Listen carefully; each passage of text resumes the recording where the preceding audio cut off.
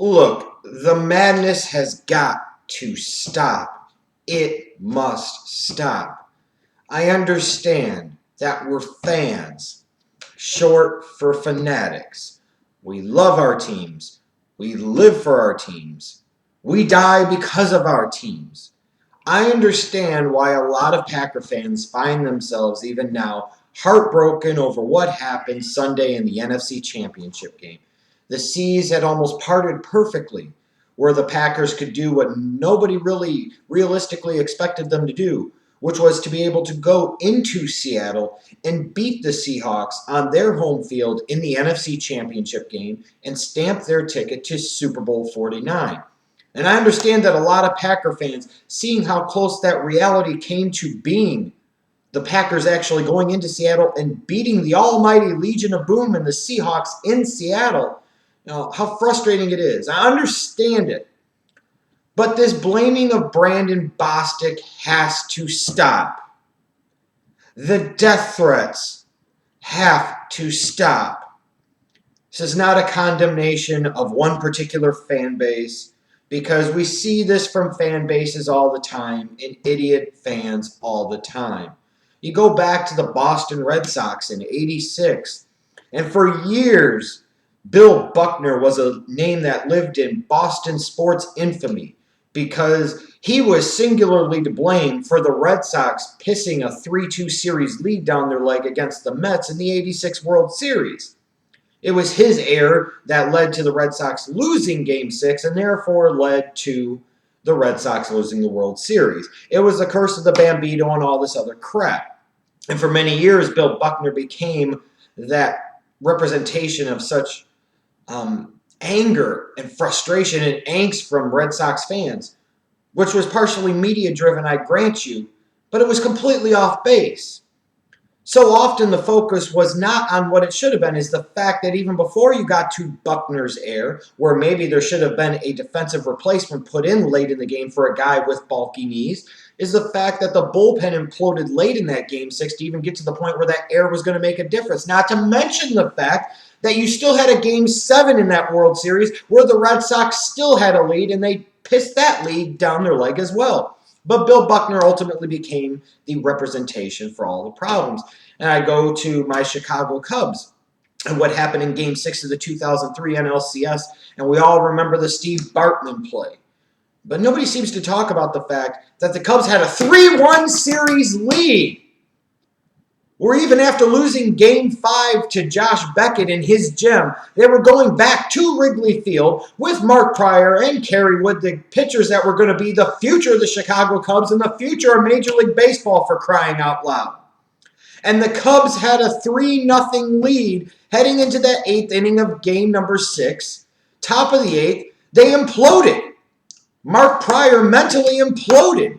Alex Gonzalez, perhaps the best defensive shortstop in the game that year, botches the most routine of double play balls, and the Cubs give up 8 runs in that inning. And the series is tied. And everybody's blaming Steve Bartman. The Sun-Times is releasing his address and where he works at. And it's all this ridiculous bullshit. Totally missing the fact that the Cubs had a 3-run lead heading into that inning, surrendered 8 freaking runs. I don't care if Bartman would have caught 10 damn balls and interfered 10 different damn times. The Cubs just weren't meant to win and just weren't going to win. And furthermore, what's even more ridiculous about Steve Bartman getting that blame all these years later is the fact that the Cubs still had Game 7 in that series to win it. They still had Kerry Wood on the mound. Kerry Wood, who wasn't all that good on the mound that day, still hit a 3-run homer during the game. And at one point in time, the Cubs had a 6-5 lead in Game 7 at home at Wrigley with Wood on the mound. And they found a way to lose it. Bartman wasn't to blame, but yet in this era of short-sightedness and media sensationalism, Bartman became the representation of the curse of the Billy Goat, and still is, unfortunately. And now we get to Brandon Bostick and his failed onside kick recovery late in the 4th quarter, with the Seahawks getting some momentum and needing that onside kick to continue the game. Now Packer fans and the media are pointing to Brandon Bostick, and they're trying to make him the scapegoat. They're trying to make him that guy, trying to make him the representation of what went wrong for the Green Bay Packers. Well, I assure you of this. If you are that narrow-minded and that short-sighted to truly believe that Brandon Bostick is the reason that the Green Bay Packers lost that NFC Championship game to the Seattle Seahawks in Seattle on Sunday, you are a moron. A complete and total idiot. Why did the Packers lose that game on Sunday? I'll tell you. How about early on in the game, when they've got 4th and goal inside of Seattle's 1-yard line, they kick a field goal. Knowing that the early momentum is there, knowing that that touchdown could do a lot for you against a top-flight NFL defense with an offense in Seattle that does at times struggle to score points, you have a chance to go up 7-0. How much is that field goal really going to matter? That decision cost you. And then you kick another field goal on 4th and goal at the 2-yard line. You look at it, the Packers took a 6-0 lead off of 2 turnovers, but you've got a freaking 18-yard field goal and a 19-yard field goal. Why don't we blame Mike McCarthy and the decision-making there for going for 2 conservative-ass field goals instead of trying at least once to try and score a touchdown when all of the momentum at that time clearly indicated that's what the Packers needed to do. Try and jump on these Seahawks early and put them out of their freaking misery. Let's not take a look at maybe Aaron Rodgers, the best quarterback in the National Football League, throwing 2 picks and just in general not being as sharp as he normally would be, especially in the second half. Let's not talk about the fact that so often we talk about in the NFL, especially in the playoffs, especially on the road, that the key to winning a game is winning a turnover battle. And against a Seahawks team that doesn't turn the ball over a whole lot, the Packers force 5 freaking turnovers. They win the turnover battle on the road in the playoffs 5-2 and fail to capitalize. In a game that should have been 28 or maybe 31-0 at halftime, the Packers were only up 16-0 because in large part they failed to take advantage of all of those early turnovers. And when they did sometimes take advantage, they took advantage by kicking field goals instead of getting touchdowns. That is a big reason for the Packers losing because they failed to capitalize when the momentum was there and when the opportunity presented itself.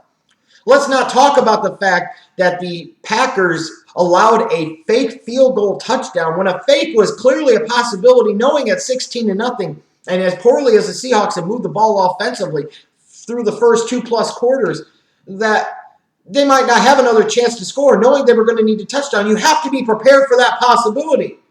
That's on the special teams coordinator. That's on the head coach for not having the players prepared. That's on those players on that special teams unit for not being prepared for the possibility of that fake. How about blaming Morgan Burnett late in the game when he picks off Russell Wilson with a little over 5 minutes to go and he's got a whole bunch of real estate in front of him and he just sits there and falls on the ball. You've got Julius Peppers telling him to stop and just fall on the ball. Who knows? He might return it for a pick 6 or at least return it deep enough to where the Packers are in field goal position where they could kick another field goal and extend their lead, run some more clock, and perhaps end the damn game.